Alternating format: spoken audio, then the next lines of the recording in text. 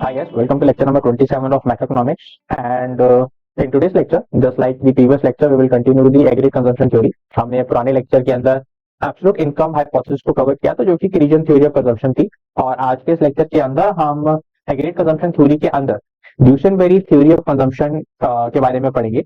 इसको देने वाले जो व्यक्ति थे, उनका नाम था James Duesenberry. Now James Duesenberry he came up with the Duesenberry theory of consumption, and in today's lecture हम इसको डिस्कस करेंगे। मेरा नाम है अंकित कैन और इस वीडियो लेक्चर के अंदर हम मैक्रोइकोनॉमिक्स के सब्जेक्ट्स को कवर कर रहे हैं। So let's start. सबसे पहले तो हम ये समझते हैं कि why there was a need for the Duesenberry theory of consumption और what was wrong with the absolute theory of consumption, जो कि कीनीजन ने दी थी। देखो, कीनीजन की जो थ्योरी थी, जो हम एब्सोल्यूट इनकम हाइपोथेसिस हमने लास्ट क्लास में जो कवर किया है, उसकी प्रॉब्लम ये थी कि उसको सपोर्ट करने के लिए जो एम्पेरिकल एविडेंस कोई नहीं था। एम्पेरिकल एविडेंस का मतलब ये होता है कि कोई भी ऐसा डेटा जो कि आपने पास्ट में कलेक्ट किया हो और उसकी स्टडी करी हो, वो होता है empirical data. Now Keynesian theory के अंदर, कंजम्पशन थ्योरी के अंदर, there was no empirical evidence, and specially between the after the great recession and after the second world war, Keynesian theory काफी क्वेश्चंस के अंदर आ गई थी, क्योंकि उसके अंदर बहुत सारे हमें खामियां देखने को मिली थी। Now this is the reason why consumption theory given by the Keynes, it started to see a downfall and we needed some new theory of consumption. So 1940s के अंदर एक व्यक्ति थे जिनका नाम था James Duesenberry. He is an American economist. James Duesenberry ने एक कंजम्पशन थ्योरी दी और वो कंजम्पशन थ्योरी को हम जानते हैं रिलेटिव इनकम हाइपोथेसिस। आप देखिए, ये हाइपोथेसिस है, थ्योरी नहीं है। सिमिलरली एब्सोल्यूट इनकम एक हाइपोथेसिस था। Now relative income hypothesis in a larger sense क्या बात करता है? कीनीजियन थ्योरी ने जब एब्सोल्यूट इनकम की बात करी थी, एब्सोल्यूट इनकम हाइपोथेसिस की बात करी थी, तो उसके अंदर जो इनकम है वो किस नेचर की है? एब्सोल्यूट नेचर की है। मतलब आप जो कमा रहे हो, what you are earning, that will define the consumption pattern. James Duesenberry ने जब अपनी रिलेटिव इनकम हाइपोथेसिस का जन्म दिया, इसको हम आगे से RIH के नाम से रिप्रेजेंट करेंगे, तो when RIH theory came about, hypothesis came about, तो उसके अंदर क्या बोला गया कि भाई, जो आपका कंजम्पशन पैटर्न है, किसी भी हाउस होल्ड का जो कंजम्पशन पैटर्न है और लेवल है, कंजम्पशन का पैटर्न एंड लेवल। पैटर्न का मतलब क्या है कि वो कहां खर्चा कर रहा है, होम अप्लायंस के अंदर या अपने किसी एंटरटेनमेंट के अंदर, और लेवल जो रिप्रेजेंट करता है कितना खर्चा कर रहा है, कहां खर्चा कर रहा है, कितना खर्चा कर रहा है। वो कहीं ना कहीं इन्फ्लुएंस होता है या डिपेंड करता है on the group of house hold जिसके साथ वो अपने आप को आइडेंटिफाई करता है।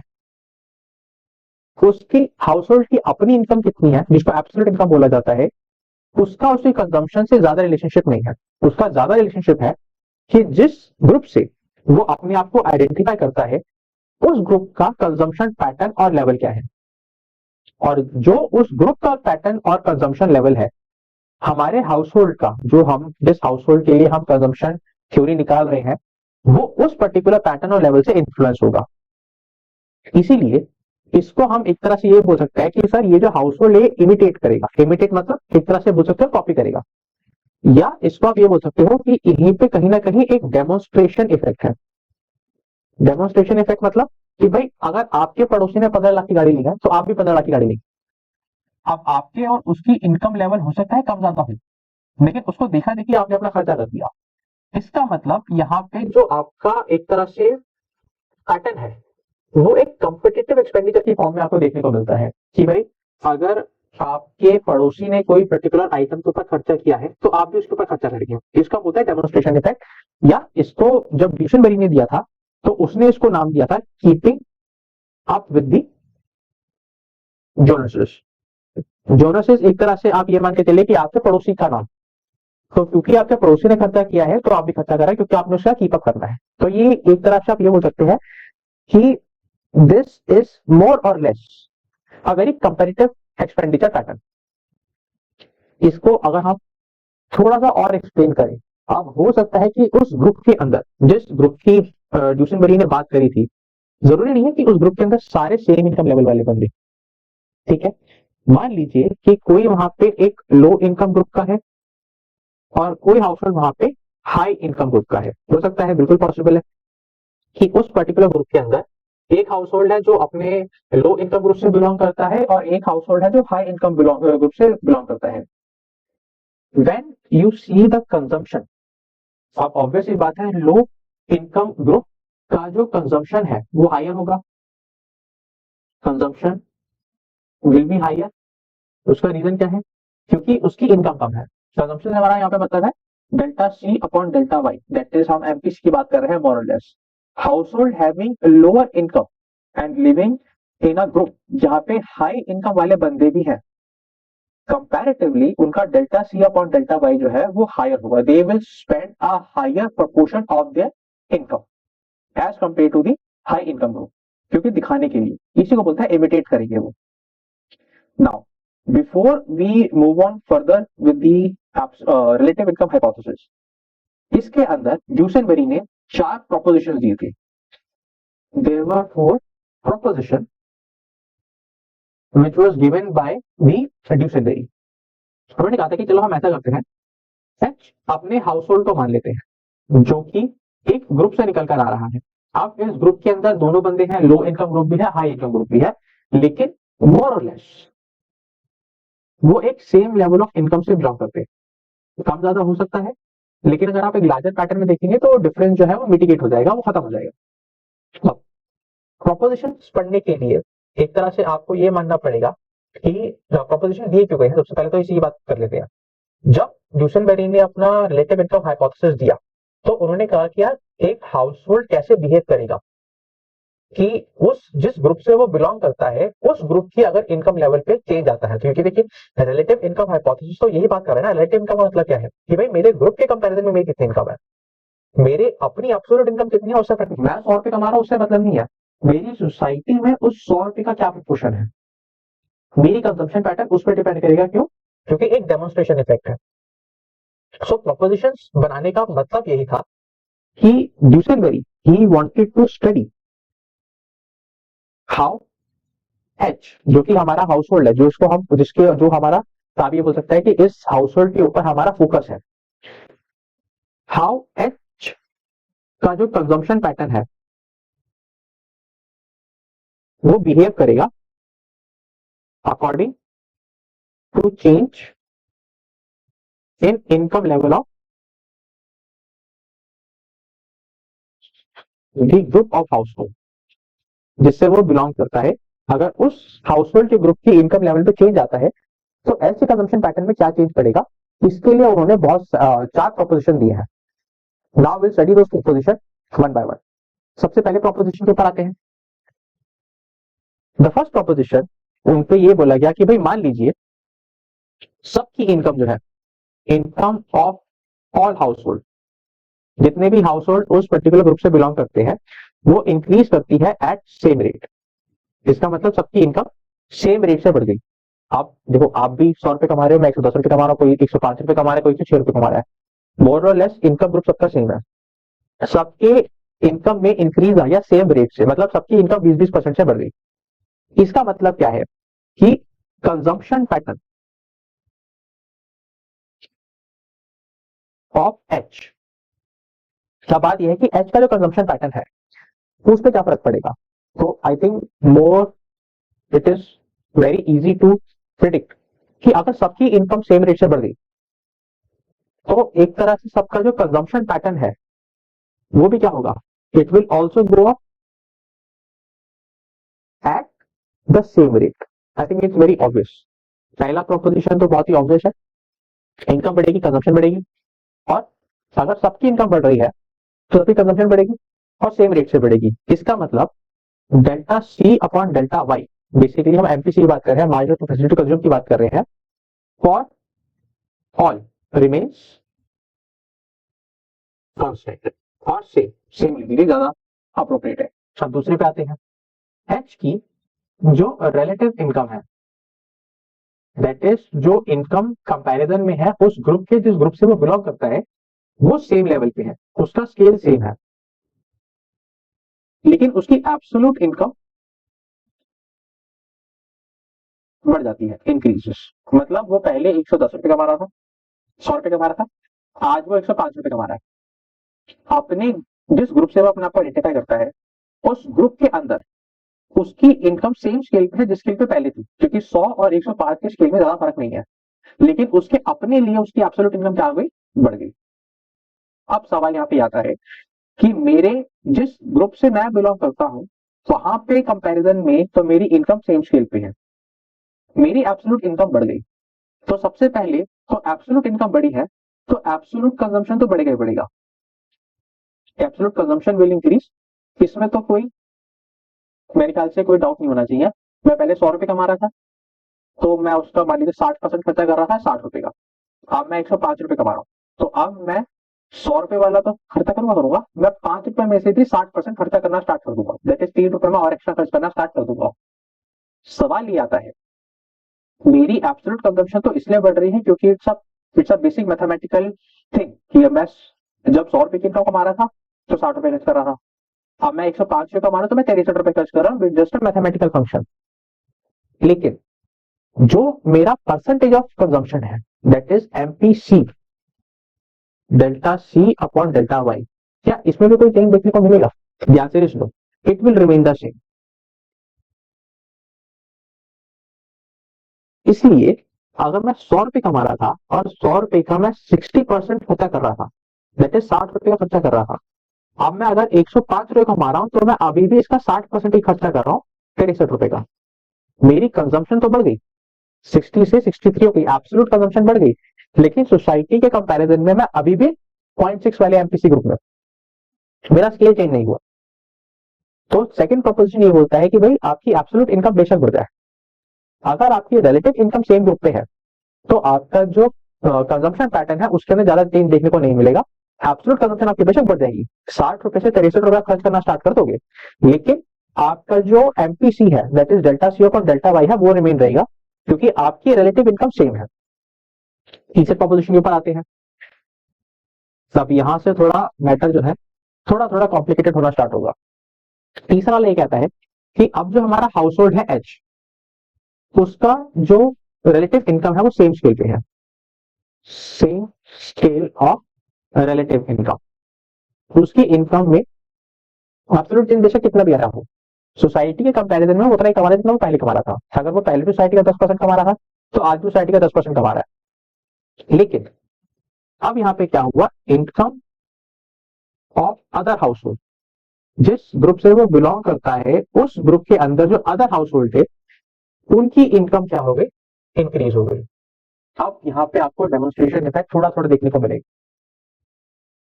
मेरी रिलेटिव इनकम सेम है लेकिन मेरे ग्रुप में जो बाकी हाउस होल्ड है उनकी इनकम में इंक्रीज आ गया। सो द क्वेश्चन इज जो हमारा हाउस होल्ड है उसके कंजम्पशन पैटर्न पे डेल्टा सी एफ और डेल्टा वाई क्या फर्क पड़ेगा। यहीं से हमारे पास आंसर आता है कि ड्यूसेनबेरी ने कहा कि हमारे कंजम्पशन पैटर्न के अंदर भी हमें एक इंक्रीज देखने को मिलेगा because of the existence of a demonstration effect. चौथे प्रोपोजिशन पे आते हैं। जो हमारा हाउस होल्ड है एच वो अब क्या कर रहा है, तरक्की कर गया, ही मूव्स अप। कहां से, लोअर इनकम ग्रुप से, वो लोअर इनकम ग्रुप से मूव कर गया एक हायर इनकम ग्रुप पे। हो सकता है अच्छी नौकरी लग गई या कोई एंसेस्ट्रल वेल्थ उसके पास आ गए। पॉइंट इज कि पहले वो जिस ग्रुप से बिलोंग करता था अब he have shifted his group from a lower income to higher income. यहां पे ड्यूसेनबेरी क्या कहता है, यहां पे ड्यूसेनबेरी कहता है कि in this case your delta C upon delta y, and this is very interesting, ये डिक्रीज हो जाएगा। And this is, you can also think of it as absolute income hypothesis के अंदर जब हमने कनीजन थ्योरी के 4 प्रिंसिपल्स पढ़े थे तो उसके अंदर चौथा प्रिंसिपल ये था कि जैसे जैसे इनकम बढ़ती है एमपीसी फॉल करता है। तो ड्यूसेनबेरी का फोर्थ प्रोपोजिशन और एब्सोल्यूट इनकम थ्योरी की फोर्थ प्रॉपर्टी, सो या fourth principle, MPC decrease as the income increases, same है। बाकी तीनों अलग है, यहाँ का 3 प्रोपोजिशन और एब्सोल्यूट इनकम के 3 हमारे जो प्रिंसिपल थे वो तीनों अलग है, लेकिन चौथा सेम है। ठीक है, एक हम छोटा सा कंपैरिजन और करेंगे एब्सोल्यूट में और रिलेटिव में, लेकिन पहले चौथे प्रोपोजिशन में निपटा देते हैं। तो ये ऐसा क्यों होता है, जब हमारा जो हाउस होल्ड है वो अपने लोअर इनकम ग्रुप से हायर इनकम ग्रुप के अंदर जा रहा है तो उसका एमपीसी में डिक्रीज क्यों देखने को मिल रहा है, सवाल तो ये है। इसका जो बेसिक क्वेश्चन, बेसिक आंसर इसका ये है कि सर यहाँ पे हमें कोई डेमोन्स्ट्रेशन इफेक्ट देखने को नहीं मिल रहा। रीजन उसका ये है कि सोसाइटी की इनकम में थोड़ा कोई चेंज आया है, सोसाइटी तो वही है, वो ग्रुप चेंज कर रहा है खाली, क्योंकि there is no demonstration effect, so he does not have any incentive to spend more. So by default क्या हो गया, उसकी कंजम्पशन तो उतनी है, दैट इज डेल्टा सी मोर और लेस सेम, डेल्टा सी थोड़ा बहुत बढ़ेगा, ज्यादा नहीं बढ़ेगा। Delta y on the other hand has increase to a substantial level, income में ज्यादा अच्छा चेंज है, तो डेल्टा वाई ज्यादा है और मेरा डेल्टा सी ज्यादा है लेकिन प्रोपोर्शनेटली कम है। तो इसका मतलब जब मैं इनका रेशियो निकालूंगा तो डिक्रीज कर जाएगा। अगेन एक एब्सोल्यूट मैथमेटिकल जो क्वेरी है, इसको मैं एक बार फिर आने वाले पार्ट में डिस्कस करूंगा कि डेमोन्स्ट्रेट न्यूमरेटर और डिनोमिनेटर और रेशियो पे क्या फर्क होता है। लेकिन ये चार प्रोपोजिशंस थे हमारे रिलेटिव इनकम हाइपोथेसिस के। अब एक छोटा सा कंपैरिजन कर लेते हैं, comparison between the absolute income hypothesis and relative income hypothesis. अब समझने वाली बात यह है कि जब इनकम इंक्रीज हो रही है तो आपको ये देखने को मिलेगा कि एब्सोल्यूट और रिलेटिव दोनों मोर और लेस सेम बात कर रहे हैं कि अगर y बढ़ेगा तो उसका इफेक्ट आपको कंजम्पशन में भी देखने को मिलेगा, सेम लेवल पे, सेम डायरेक्शन पे। दूसरा, जो आपका एवरेज प्रोपेंसिटी टू कंज्यूम है, जिसको हम एपीसी बोलते हैं, तो एपीसी भी क्या है, एमपीसी के इक्वल हो जाएगा और average propensity to consume will be constant. ये बात तो, और एपीसी हम निकालते हैं C upon Y, that is absolute consumption over absolute income. MPC हम निकालते हैं delta C upon delta Y. ये चीज तो हमने एब्सोल्यूट इनकम में पढ़ ली है और सेम चीज आपका रिलेटिव इनकम हाइपोथेसिस भी बोलता है। डिफरेंस दोनों में तब देखने को मिलता है जब इनकम डिक्रीज होती है। यहाँ पे हमें दो चीजें देखने को मिलती हैं। सबसे पहले जो एब्सोल्यूट इनकम हाइपोथेसिस है वो क्या बोलता है, अगर इनकम कम हो रही है तो सेम प्रोपोर्शन से आपकी कंजम्पशन भी कम होगी। यहाँ पे प्रोपोर्शन सेम रहेगी, सेम प्रोपोर्शन। क्यों? क्योंकि ये तो पूरा की पूरा बेस था हमारे एब्सोल्यूट इनकम हाइपोथेसिस का। लेकिन रिलेटिव इनकम हाइपोथेसिस क्या बोलता है, और वो बड़ा इंटरेस्टिंग है। RIH ये बोलता है कि अगर आपकी इनकम गिरती है तो ऑब्वियसली बात है आपकी कंजम्पशन भी गिरेगी, but fall in consumption will be less as compare to fall in income. जिस प्रोपोर्शन से इनकम गिर रही है उस प्रोपोर्शन से कंजम्पशन नहीं गिरेगी, और इस इफेक्ट को नाम दिया गया रेचेट इफेक्ट। और ये जो रेचेट इफेक्ट है, this is also one of the greatest contribution by RIH। ये रेचेट इफेक्ट क्या है, और आपकी जो रिलेटिव इनकम हाइपोथेसिस है बहुत मायनों पे इस रेचेट इफेक्ट के ऊपर ही डिपेंडेंट है। तो आप समझ गए होंगे कि जो हमारा नेक्स्ट टॉपिक है वो क्या होगा, रेचेट इफेक्ट का। तो भैया रेचेट इफेक्ट क्या है इसको समझ लेते हैं एक बार। हालांकि इतना तो ऑब्वियस हो ही गया होगा हमारे इनकम डिक्रीज होने की, रेचेट इफेक्ट आपको देखने को मिलता है जब आपकी इनकम डिक्रीजेस। रेचेट इफेक्ट है क्या, आप ये देख लेते हैं एक बार। According to Dusenberry, when your income decreases, then fall in consumption is less than proportionate fall in income. The only reason this happens कि भाई मेरी इनकम जो गिर रही है और जो मेरी कंजम्पशन गिर रही है, मेरी कंजम्पशन उतने से नहीं गिरेगी जितने से मेरी इनकम गिर रही है। एब्सोल्यूट इनकम हाइपोथेसिस बिल्कुल उल्टा बोलता था कि भाई जितने से, अगर आपकी 20% से इनकम गिर रही है तो 20% से कंजम्पशन भी गिरेगी, इसलिए आपका एमपीसी कांस्टेंट रहेगा, एपीसी एमपीसी के इक्वल रहेगा। ड्यूसेनबरी ने कहा कि भाई ऐसा नहीं है, जब आपकी कंजम्पशन रिलेटिव इनकम से ड्राइव होती है, आपके ग्रुप से डिफाइन होती है, तो जब आपकी इनकम गिरेगी, मान लीजिए 20% से गिरती है, तो आपकी कंजम्पशन उतने से नहीं गिरेगी, गिरेगी जरूर, हम ये नहीं कह रहे कि नहीं गिरेगी, लेकिन उतनी नहीं गिरेगी जितनी आपकी इनकम गिर रही है। इसका बोलता है रेचेट इफेक्ट। और इसका बहुत सिंपल सा लॉजिक ये है कि जो हाउसहोल्ड जिसकी हम बात कर रहे हैं get use to a certain standard of living. भाई आप सोसाइटी के अंदर एक पर्टिकुलर स्टैंडर्ड के अंदर रह चुके हैं इन लॉन्ग रन, बहुत टाइम से आपका वो लाइफस्टाइल डेवलप हो चुका है. So to get away from that lifestyle is very difficult for the household. Therefore we see कि जो कंजम्पशन में फॉल है तो सही, कंजम्पशन गिरेगी, मैं अभी भी कह रहा हूं, लेकिन उतनी नहीं गिरेगी जितनी आपकी गिरनी चाहिए थी, या उतनी नहीं गिरेगी जितनी आपकी इनकम गिर रही है. अब इसकी वजह से हुआ क्या, अब ये आपको थोड़ा ध्यान से देखना है. जो आपका एवरेज प्रोपेंसिटी टू कंज्यूम है ये तो राइज कर जाएगा, बट एमपीसी विल फॉल. अब यहां पे मैं आपको वो थोड़ा मैथमेटिक्स, फ्रैक्शन का मैथमेटिक्स समझाता हूं. एपीसी का फॉर्मूला होता है सी अपॉन वाई, एमपीसी का फॉर्मूला होता है delta C upon delta y. चलिए, अब मेरी इनकम गिर रही है ज्यादा, इसका मतलब डेल्टा वाई बड़ा है और कंजम्पशन गिर रही है कम, डेल्टा सी छोटा है. डिनोमिनेटर बड़ा है, न्यूमरेटर छोटा है, तो रेशियो क्या होगा, ratio will fall. Simple fraction mathematics. Denominator बड़ा है, डेल्टा वाई बड़ा है, क्योंकि इनकम में ज्यादा फॉल है. डेल्टा सी भी कम हो रहा है, गिर रहा है, लेकिन उतना नहीं गिर रहा, तो डेल्टा सी छोटा है, क्योंकि डेल्टा सी चेंज को रिप्रेजेंट करता है और डेल्टा वाई भी इनकम में चेंज को रिप्रेजेंट करता है. Change in income is more, so denominator is more. Change in consumption is layer but it is less, so numerator is small. तो न्यूमरेटर छोटा है, डिनोमिनेटर बड़ा है, तो रेशियो गिरेगा. ओवरऑल कंजम्पशन की अगर मैं बात करूं तो ओवरऑल कंजम्पशन में ज्यादा चेंज नहीं देखने को मिल रहा. ओवरऑल कंजम्पशन मेरी क्या है, कितनी नहीं गिरी, 50 से मुझे लगता है 48 हो गई, 47 हो गई. इनकम ज्यादा गिर गई. इस केस में मेरा न्यूमरेटर बड़ा है और डिनोमिनेटर छोटा है, तो रेशियो विल ऑब्वियसली राइज, क्योंकि न्यूमरेटर बड़ा है. सी में इतना चेंज नहीं है, डेल्टा सी छोटा है, तो पुराने सी में नई सी में ज्यादा फर्क नहीं है. लेकिन डेल्टा वाई बड़ा है, तो पुरानी वाई और करंट वाई में ज्यादा फर्क है. इस रैचेट इफेक्ट को एक्सप्लेन करने के लिए अब हम इसको एक ग्राफिकल फॉर्म में प्रेजेंट करेंगे. So let's do that. अब इस ग्राफ के अंदर हम एक एक करके चीजों को एक्सप्लेन करते हैं. सबसे पहले हमारे पास वाई एक्सिस के अंदर हमारे पास आप मान लीजिए कंजम्पशन है, और यहाँ पे हमारे पास इनकम है. ये हम एब्सोल्यूट इनकम हाइपोथेसिस पढ़ के आए हैं कि हम एक 45 डिग्री लाइन बनाते हैं, जो कि मेरी इनकम लाइन है, जो कि आप कंजम्पशन नहीं बोल सकते हो. ये एक हाइपोथेटिकल लाइन है, क्योंकि ऑब्वियस बात है कि जब आपकी इनकम जीरो है तो कंजम्पशन जीरो नहीं हो सकती, क्योंकि कहीं ना कहीं तो आपको खर्चा करना है सर्वाइव करने के लिए. लेकिन फॉर द टाइम बिंग हम एक हाइपोथेटिकल लाइन मान के चलते हैं, जो कि 45 डिग्री लाइन है हमारे ओरिजिन से. अब मान लीजिए मैं स्टार्ट करता हूं, मेरी इनकम थी Y2 लेवल पे.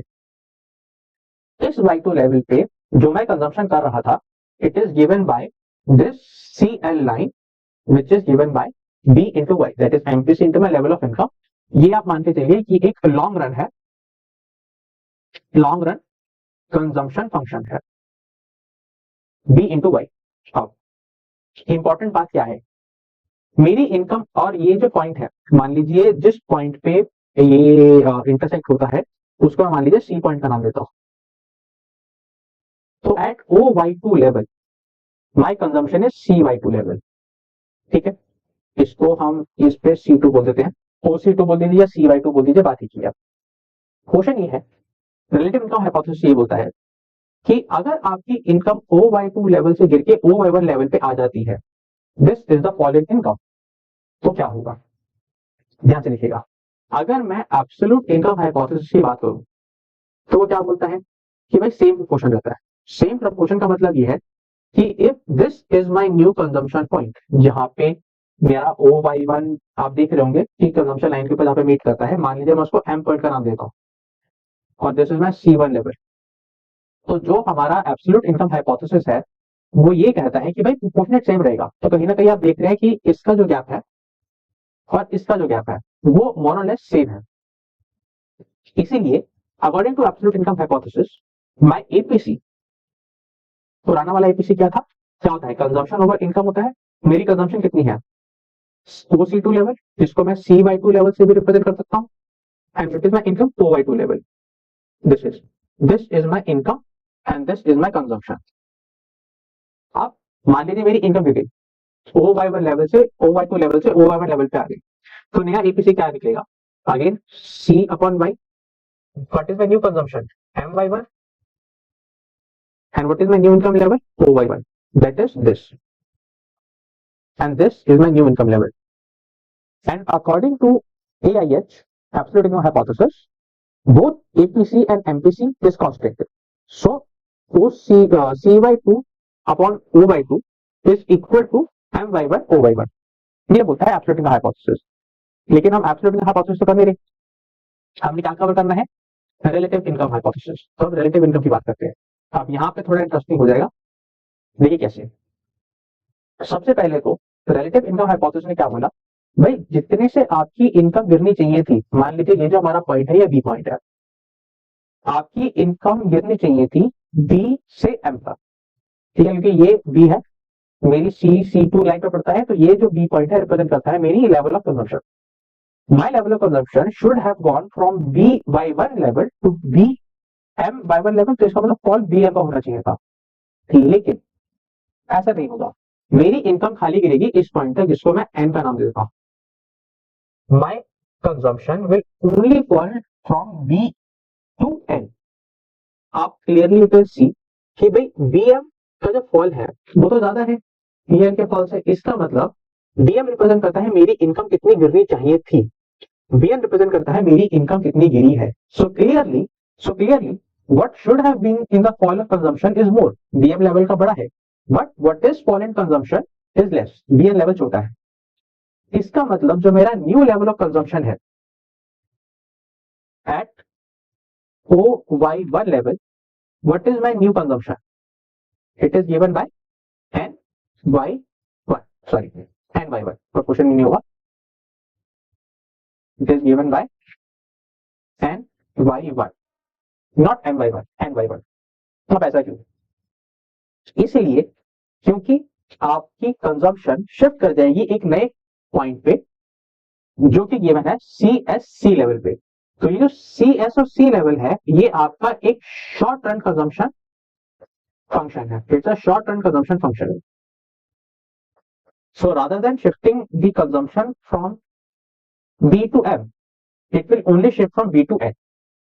और यही रीजन है कि आप क्या देखने को मिलता है कि भाई हमारी जो कंजम्पशन है वो कम गिर रही है, और इसी को बोलते हैं रेचेट इफेक्ट।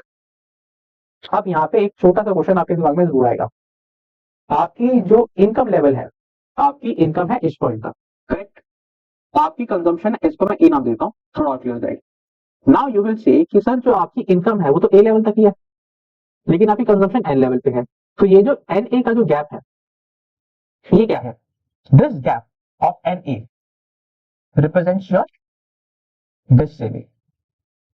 इसका मतलब रेचेट इफेक्ट कैसे पॉसिबल है, क्योंकि हाउसहोल्ड अपनी सेविंग्स को यूटिलाइज करने लग जाते हैं ताकि वो अपना स्टैंडर्ड मेंटेन कर सके, और जो भी उनका इनकम में गैप है, जो वो कंजम्पशन पूरी नहीं कर पा रहे अपनी इनकम कम होने की वजह से, उसको वो सेविंग्स में से निकालना स्टार्ट करते हैं। तो एन ए लेवल जो है मेरे डिस सेविंग को रिप्रेजेंट करता है, and this is what we the Duesenberry called as ratchet effect.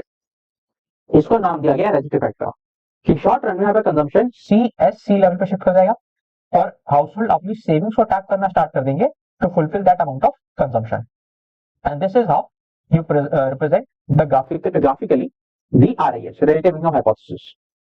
Absolute income को साथ में इसलिए बताया ताकि समझना थोड़ा आसान हो जाए। Let's move on to the last topic of this Duesenberry's relative income hypothesis, जो कि obviously है, हम क्या पढ़ेंगे भाई, इस particular theory के drawbacks क्या थे। इसके भी काफी drawbacks हैं, लेकिन obviously relative income hypothesis was a much better improvement over the absolute income hypothesis, जो कीनीजन की थ्योरी ऑफ कंजम्पशन थी, ड्यूसेनबेरी की थ्योरी ऑफ कंजम्पशन उससे कहीं बेटर थी, तो इसलिए इसका थ्योरेटिकल जो रेलेवेंस है वो कम नहीं हो जाएगा। तो सबसे पहले हम ड्रॉबैक की बात करते हैं। ड्यूसेनबेरी का जो सबसे पहला आप ये बोल सकते हैं क्लेम था, या उन्होंने जो सबसे पहला अपना वन ऑफ द प्रोपोजिशन उन्होंने कहा था कि अगर आपकी इनकम में एक अपवर्ड चेंज आता है, that is if your income increases, then there is a proportionate increase in your consumption also. Consumption बढ़ेगी हमें सबको पता है, लेकिन इनकम बढ़ेगी तो प्रोपोर्शनल कंजम्पशन भी बढ़ेगी। अब इररिस्पेक्टिव ऑफ द फैक्ट ये जो चेंज है ये एक बहुत बड़ा चेंज है या एक चेंज है लेकिन छोटा सा चेंज है, मतलब भाई चेंज भी तो बड़ा हो सकता है, छोटा भी हो सकता है। एक हो सकता है लार्ज चेंज कि भाई इनकम 100 रुपए से 500 रुपए हो गई, या एक हो सकता है 100 रुपए से 150 रुपए हो गई। इररिस्पेक्टिव कि ये चेंज है हायर साइड पे है या लोअर साइड पे है, ये इंक्रीज ज्यादा है या कम है, आपकी कंजम्पशन भी सेम पैटर्न पे काम करेगी। लेकिन अगेन जब एम्पेरिकल डेटा को स्टडी किया गया, एम्पेरिकल डेटा ने ये कहा कि भाई एक्चुअली में अगर आपकी इनकम में कोई सब्सटेंशियल इंक्रीज आ जाता है what we have found that people tend to increase their consumption even more than the proportionate level. आपकी इनकम बढ़ी है 500% से, लेकिन आपको देखा भी कंजम्पशन 500% ज्यादा बढ़ गई, ये एम्पिरिकल डेटा बताता है। दूसरा ड्रॉबैक जो था ड्यूसेनबेरी का, उन्होंने कहीं ना कहीं अगेन बोला था कि कंजम्पशन जो है, कंजम्पशन स्टैंडर्ड जो है आर इरिवर्सिबल, जिसको हम बोलते हैं इमिटेट करना होता है, डेमोन्स्ट्रेशन इफेक्ट होता है। तो आपका जो कंजम्पशन स्टैंडर्ड है, बेसिकली हम लेवल ऑफ पैटर्न की बात कर रहे हैं, वो इरिवर्सिबल है।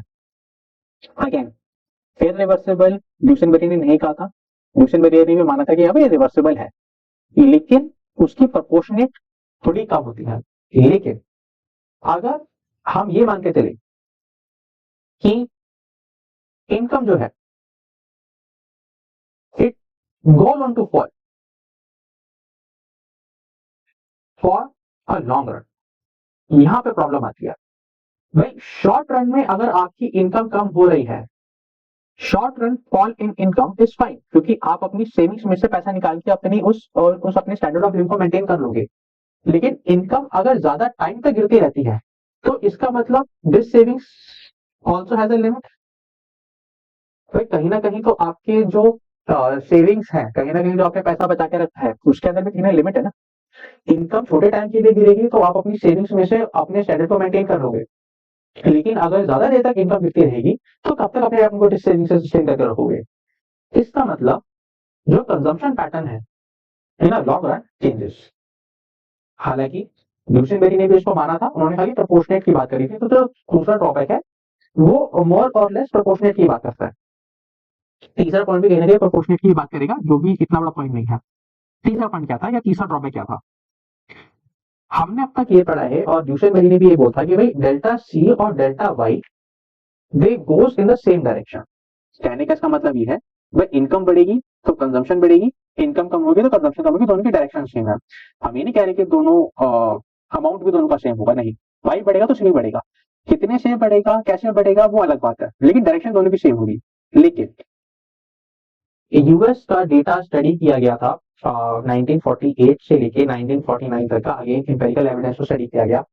तो उन्होंने कहा कि भाई इस टाइम पे जो रिसेशन आया था वहां पे हमें डेल्टा सी और डेल्टा वाई के अंदर, या इसको प्रॉपरली समझाओ तो जो आपकी कंजम्पशन एक्सपेंडिचर है और जो आपकी एब्सोल्यूट इनकम है, वहां पे हमें एक इनवर्स रिलेशन देखने को मिला। वहां पे डायरेक्शन दोनों की चेंज हो गई, मतलब जहां लोगों की एब्सोल्यूट इनकम कम हो रही थी वहां लोगों का कंजम्पशन एक्सपेंडिचर बढ़ रहा था। ये स्टडी किया गया था 1948 से 1949 के अंदर, जब रिसेशन आया था यूएस मार्केट के अंदर। अगेन एक स्पेसिफिक पॉइंट ऑफ टाइम के लिए तो ये ड्रॉबैक आप बोल सकते हो कि ठीक है, but only for that specific period of time. On a larger scale, even though because of these drawbacks, in spite of this drawback, आपका रिलेटिव इनकम हाइपोथेसिस एक बहुत अच्छी इंप्रूवमेंट थी ओवर एब्सोल्यूट इनकम हाइपोथेसिस। और इसके साथ हमारा जो ड्यूसेनबेरी का एग्रीगेट कंजम्पशन थ्योरी है, रिलेटिव इनकम हाइपोथेसिस, वो खत्म होता है। आई होप आपको पसंद में आया होगा। If you like this video please like share subscribe to my channel. और अगर आप मार्केटिंग से रिलेटेड वीडियो देखना चाहते हैं तो I have a separate playlist for that. So thank you so much for watching.